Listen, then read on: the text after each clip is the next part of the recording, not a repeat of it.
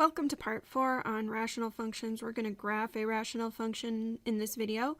And first we need to think about the domain and graph of g of x equals, in the numerator, x minus 3 times the quantity 2x minus 1, all divided by x minus 3. When we look at the numerators, the numerator will give us root information.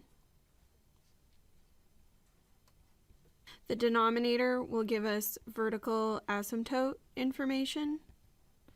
And so before I do anything else, I'm going to graph the vertical asymptotes. The vertical asymptote, the only one, is at x equals 3.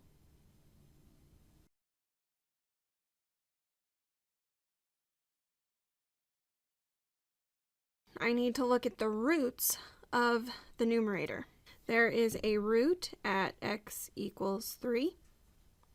There is a root at 2x equals 1, so x equals 1/2.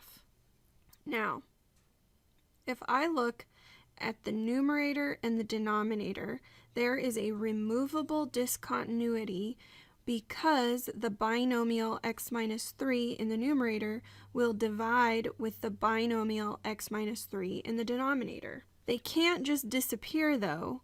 There will be a hole at x equals 3. So let's find out what the whole coordinate point would be. So we know there is a hole at x equals 3 because that will give us a vertical asymptote in the denominator. So let's find out what g of 3 equals.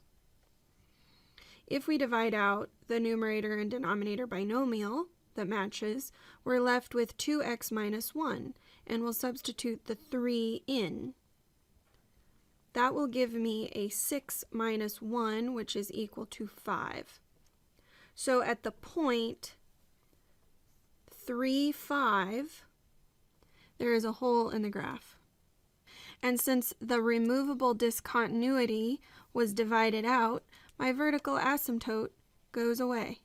So all I have left is a hole at 3, 5.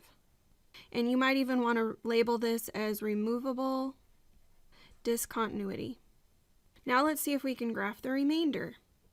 The remaining portion of the function is just g of x equals 2x minus 1, keeping track of the removable discontinuity. This says that I have a y-intercept at -1,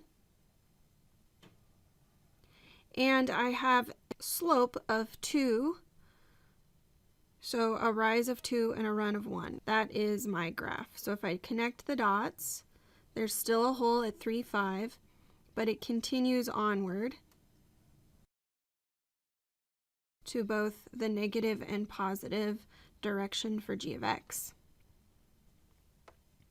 So don't forget about removable discontinuities, because then you are left with something very simple in the numerator to graph. Now let's look at the steps to graph a rational function.